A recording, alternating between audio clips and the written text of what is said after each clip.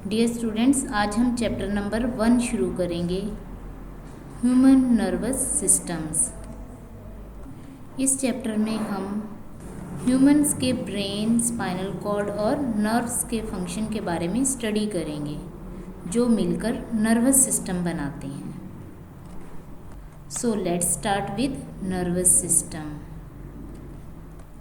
Whenever a person get injury on his foot while walking, जब किसी शख्स को वॉकिंग के दौरान यानी चलने के दौरान पाँव के अंदर ज़ख़म हो जाता है यानी पाँव पर इंजरी हो जाती है, he feel pain and his hand immediately reaches the injured site। तो वो पेन फील करता है और उसके हाथ फ़ौरन से इंजर्ड साइट यानी ज़ख़म वाली जगह पर पहुंच जाते हैं।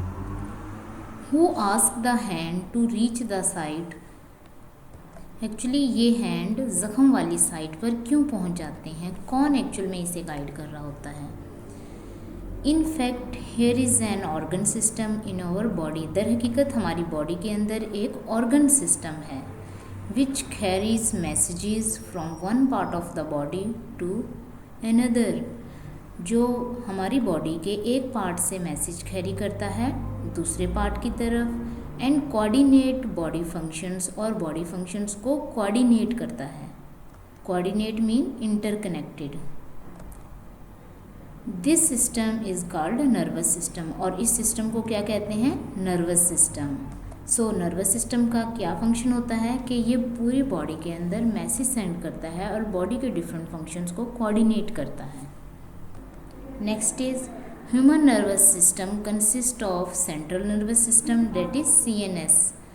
ह्यूमन का जो नर्वस सिस्टम है वो दो पार्ट पर मुश्तमिल होता है, एक सेंट्रल नर्वस सिस्टम यानी CNS and peripheral nervous system that is PNS, और दूसरा पार्ट कौन सा है, peripheral nervous system that is PNS।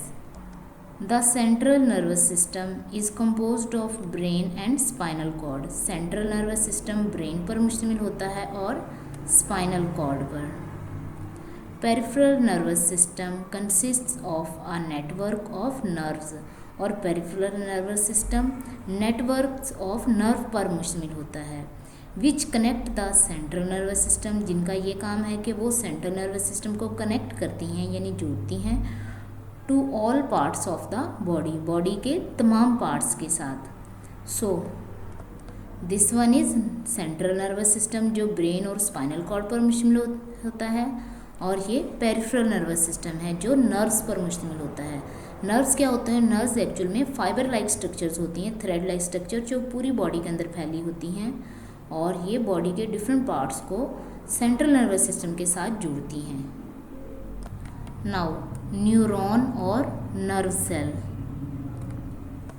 Neuron और nerve cell is the basic structural और functional unit of the nervous system. Neuron और nerve cells nervous system के structural और फंक्शनल यूनिट हैं। All the parts of nervous system के तमाम parts that is brain, spinal cord और nerves are made up of neuron. तो nervous system के तमाम पार्ट्स किससे मिलकर बने होते हैं, न्यूरॉन से। Neurons transmit messages, neuron messages को ट्रांसमिट करता है यानी ट्रांसफ़र करता है in the form of electromagnetic waves. किस फॉर्म में, इलेक्ट्रोमैग्नेटिक वेव्स की फॉर्म में, कॉल्ड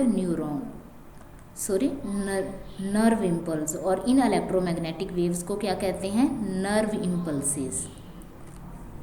सो न्यूरॉन जो कि नर्वस सिस्टम का स्ट्रक्चरल और फंक्शनल यूनिट है, इसका काम ये है कि ये इलेक्ट्रोमैग्नेटिक वेव्स की फॉर्म में मैसेज ट्रांसफ़र करता है, और इन इलेक्ट्रोमैग्नेटिक वेव्स को नर्व इम्पल्सेस कहते हैं।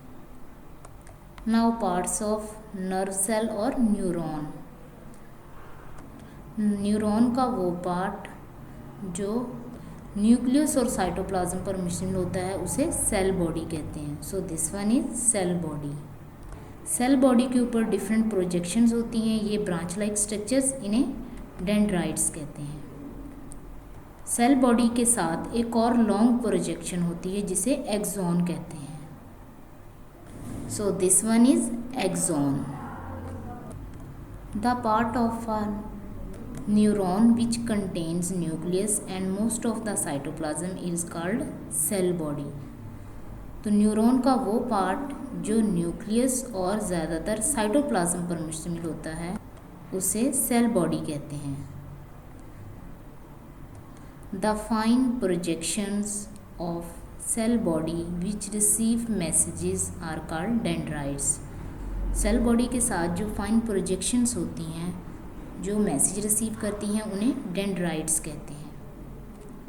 A long projection of the cell body की जो लॉन्ग प्रोजेक्शन है which conduct message away from the cell body, जो मैसेज को सेल बॉडी से दूर कंडक्ट करती है, इज कॉल्ड एक्सॉन। उसे क्या कहा जाता है? एक्सॉन।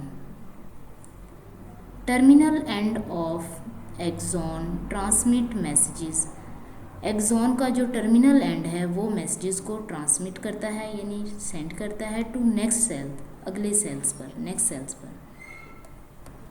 इम्पल्सेस में travel as fast as 150 metre per seconds. So ये इम्पल्सेस मूव करती हैं बॉडी के अंदर की स्पीड के साथ 150 मीटर पर सेकेंड, और स्लो कितनी हो सकती हैं? As slow as 0.2 meter per second. सो इम्पल्सेस की रफ्तार कितनी तेज़ होती है? 150 मीटर पर सेकेंड, और स्लो कितनी हो सकती हैं? 0.2 meter per second. Thank you so much. अल्लाह हाफिज़।